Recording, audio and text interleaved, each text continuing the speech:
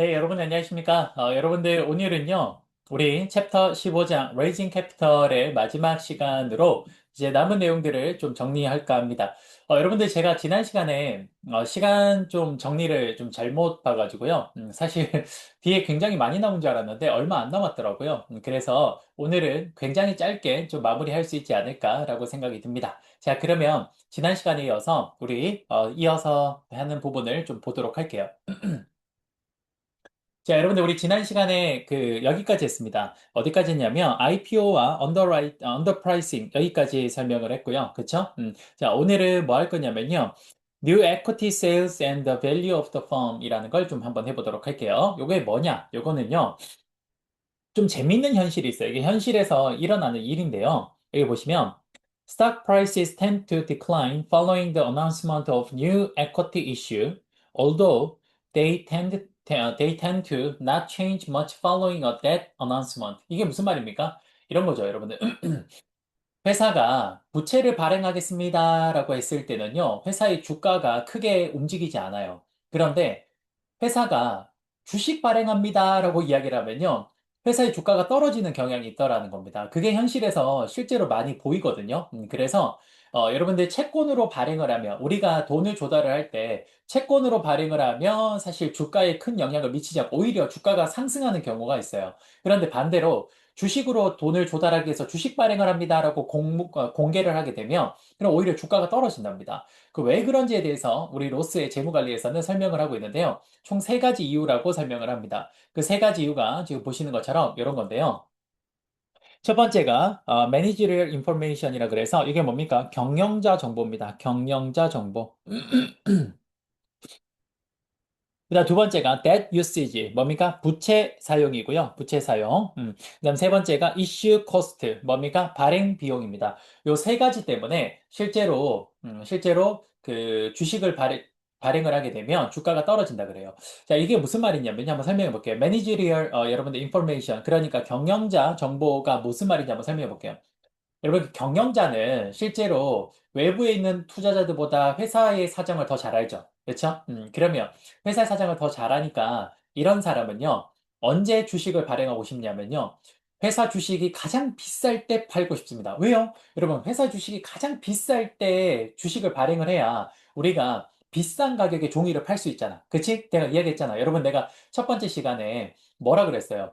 원래 우리가 그 주식이 발행시장에 있으면요. 발행시장에서 주식을 발행했을 때 돈이 들어오고, 그다음부터 유통시장에서는 유통이 되어서 아무리 주가가 올라가도 우리 회사에 돈이 안 들어온다 그랬죠. 근데 쌤 왜 주가가 높아지는 게 중요합니까? 라고 했을 때 제가 이야기를 했잖아. 이렇게 해서 주가가 높아야 다음번에 추가로 또 종이를 발행을 할 때 그 높은 가격에 기준을 해서 우리가 돈을 많이 조달할 수 있을 거 아니에요. 그쵸? 종이 한 장을 더 비싸게 팔 수 있는 거잖아. 그치? 그래서 어떻게 일반 투자자, 그러니까 경영자가 말고 경영자가 아닌 바깥쪽에 있는 일반 투자자들이 어떻게 생각을 하냐면요. 이렇게 생각을 한다는 거예요. 뭐냐면, 어, 경영자가 주식을 발행을 한다라는 건요. 그건 지금 자기네들 회사의 주가가 가장 비쌀 때라고 생각을 한다라는 거죠. 그러니까 그렇게 했을 때 주식을 발행하면 돈이 많이 들어오니까 그러니까 밖에 있는 사람들은 지금 경영자가 주식을 발행한다. 결국 뭡니까? 주가가 굉장히 비싼 상태다. 그리고 꼭대기다. 그러니까 이건 더 이상 올라가지 않고 내려갈 일만 남았다라고 생각을 하는 거죠. 그래서 밖에 있는 사람들은 그렇게 판단을 하기 때문에 이 현재 주식을 발행을 해서 자본을 조달하는 것을 별로 좋게 생각 안 하는 거죠. 그러니까 회사 시장에서 회사를 부정적으로 바라보니까 회사의 주가는 떨어진다라는 겁니다. 그게 뭡니까? 그게 경영자 정보라는 거예요. 이게 두 번째, 여러분들 그 부채 사용이라는 건 뭐냐면요, 이런 거예요. 회사는 가급적이면 돈이 되는 사업이면요, 부채로 조달하려고 합니다. 부채로. 왜요? 돈이 되는 사업이면 부채로 조달하면요, 여러분 봐봐. 부채는 일반적으로 이자만 내면 돼. 그런데 자기 자본, 그러니까 주식은 자본이잖아. 그치? 근데 그건 어떻게 됩니까? 이자를 주고 남은 돈을 가지고 다시 어떻게 해야 돼요? 나눠야 돼요. 그쵸?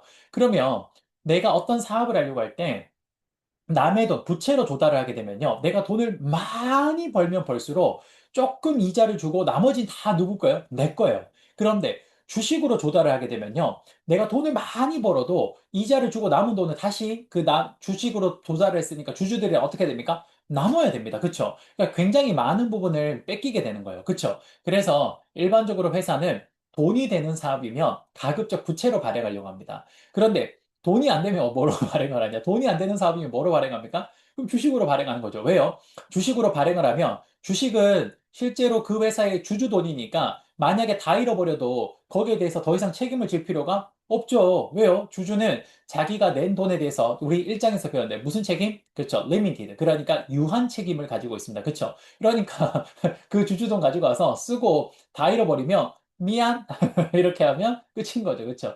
그래서 일반적으로 회사에서는 바깥에 있는 투자자들은 어떻게 일반적으로 생각을 하냐면 회사가 어떤 사업을 하려고 하는데 부채를 조달해서 회사를 한다고 하면 그럼 그 회사는 이번 사업에 자신감이 있구나라고 생각을 하고요. 반면에 주식을 발행을 해서 이 사업을 하려고 한다면, 바깥에 있는 투자자들은, 이 사업을 이 회사가 크게 자신감이 없구나라고 판단을 한다고 합니다.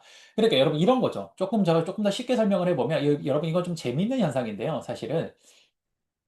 어떤 거냐? 여기 보시면, 여러분들 봐봐. 예를 들어서 이자라는 거는요, 이자는 일정 부분 이렇게 딱 정해져 있잖아. 뭐 예를 들어서 10%면 10% 요만큼만 이렇게 주면 된다라는 게 정해져 있죠. 그럼 예를 들어서 내가 어떤 사업이 잘 될 것 같아. 그래서 이 사업을 이만큼 크게 키웠어. 그럼 여기서 내가 실제로 이자를 아이고.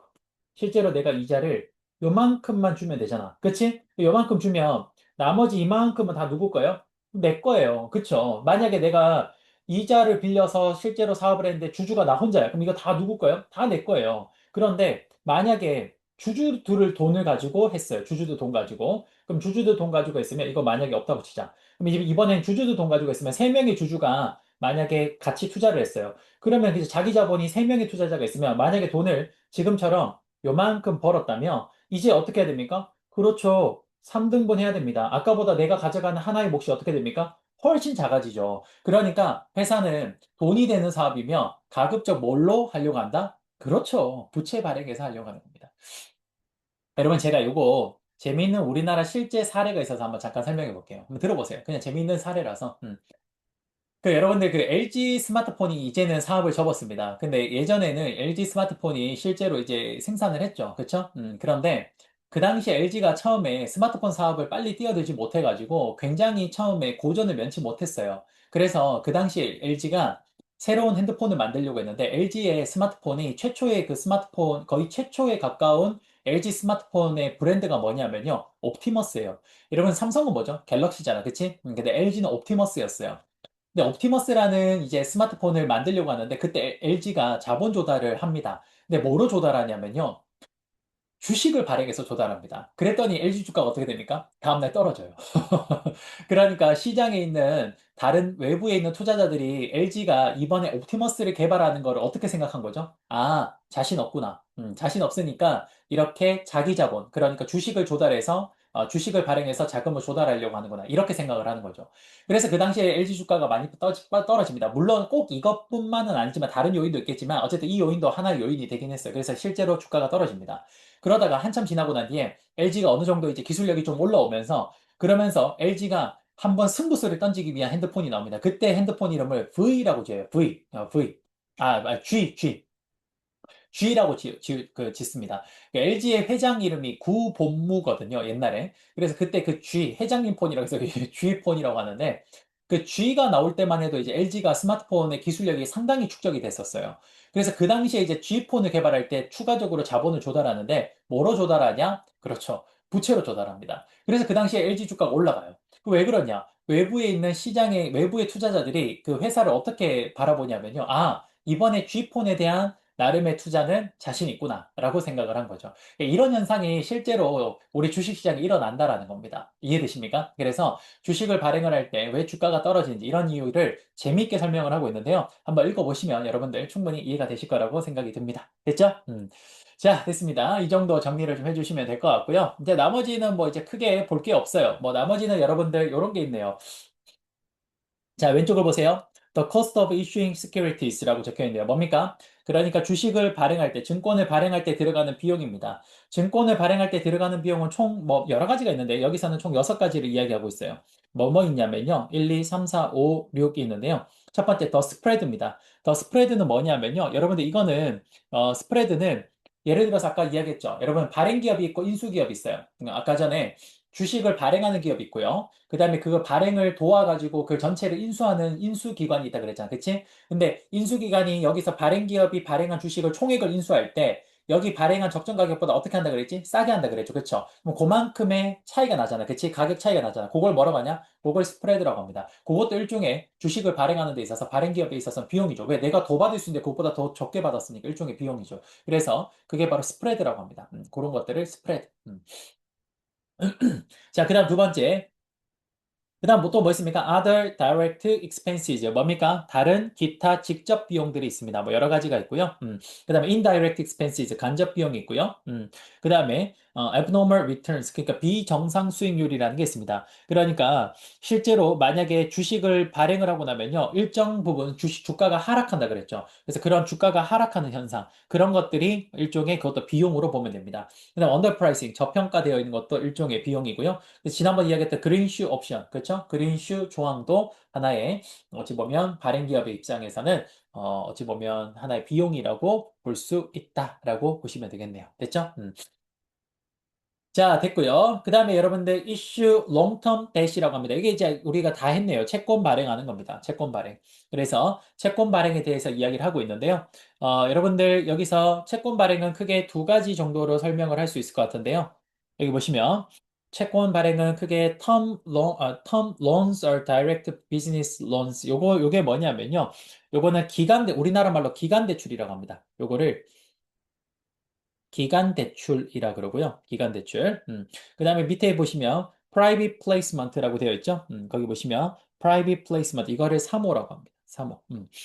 여러분들 그 기간 대출은 직접적 사업 대출을 의미하고요. 이 대출은 만기가 1년에서 5년 정도 사이인 대출을 의미합니다. 그렇죠? 이런 것들을 기간 대출. 그다음 3호 대출은 뭡니까? 기간 대출보다 좀 더 기간이 길게 빌려주는 거. 그리고 특정 3호니까 특정 투자자를 대상으로만 여러분들 이거를 채권을 발행하는 것을 말합니다. 그래서 뭐 이런 게 있다 정도만 보시면 되겠네요. 그 다음에 여러분들 셀프 레지스트레이션이라 그래서 이거는 여러분들 일괄 신고라고 합니다. 이 일괄 신고는 뭐냐면요. 여기 보시면 일괄 신고에 대해서 몇 가지 이야기가 나오는데요. 뭐냐면 이런 게 있습니다. Shelf registration permits a corporation to register an offering that it reasonable expects to sell within the 2 years 여기까지 within next 2 years까지 이 말이 무슨 말이면요. 여러분들 이거 shelf registration이라는 건 일괄 신고를 말하는 건데요. 이게 뭐라고? 일괄 신고. 별거 아니고요. 일괄 신고. 한번 제가 한국어로 좀 잠깐 이야기를 해보면요. 일괄 신고는 뭐냐면요. 주식회사가 향후 2년 이내에 주식을 발행을 해서 매각을 할 걸로 예상을 하고, 그리고 미리 등록을 해놓는 겁니다. 그러니까 어떻게 하는 거냐면요. 회사가, 지금 당장 발행하고 있는 건 아니에요. 근데 우리가 2년 이내에 자금이 필요할 것 같아. 그래서 언젠지는 모르겠어. 그럴 때 어떻게 하는 겁니까? 미리, 우리 아까 이야기했죠. 여러분, 이런 증권을 발행하려면 세게, 증권 저기 뭐죠? 감독기구 거기에다가 신고를 해야 되잖아. 그치? 그래서 우리가 2년 이내에 언제 발행을 하고 싶은데 언제 할지 모르겠어. 근데 2년 이내에 할 것 같아. 그러니까 미리 신고해 놓을게. 그러니까 신고되어 있으니까 우리가 2년 이내에 발행하고 싶을 때 아무 때나 발행해도 되겠지? 라고 하는 겁니다. 그걸 뭐라고 합니까? 그 일괄 신고라고 이야기를 해요. 요거는 여러분들 그 미국의 룰 415라는 것 때문에 이게 발생하게 됐습니다. 그래서 역시나 미국적인 제도라서 크게 중요하진 않을 것 같아요. 우리나라의 내용은 좀 아니라서 그래서 이 정도 보시면 되겠습니다. 자, 됐습니다. 여러분들 이렇게 해서 우리 챕터 15장은 전체가 마무리가 된 것 같습니다. 사실 챕터 15장에서 제일 중요한 건 제가 첫날에 했던 전체 그 비주얼라이즈 됐던 시장의 전체 그 도식화를 한 게 정말 중요합니다. 그걸 잘 기억을 해 주시면 될 것 같고요. 우리가 오늘까지 살펴본 것처럼 나머지 내용들은 전부 다 어떤 제도적인 내용들에 대한 게 더 많았어요. 그렇죠? 그래서 그런 것들을 한번 여러분들이 천천히 미국은 이렇게 제도적인 게 있구나라고 보시면 될 것 같습니다. 자, 여러분 수고 많으셨고요. 저는 오늘 수업은 여기서 마무리하도록 하겠습니다. 다음 시간은 우리 채권에 대해서 배우게 될 겁니다. 왜 채권을 배우게 되는지도 역시 채권의 서두에서 먼저 설명을 좀 드리고 제가 진행을 하도록 할게요. 자, 여러분 수고 많으셨습니다. 감사합니다.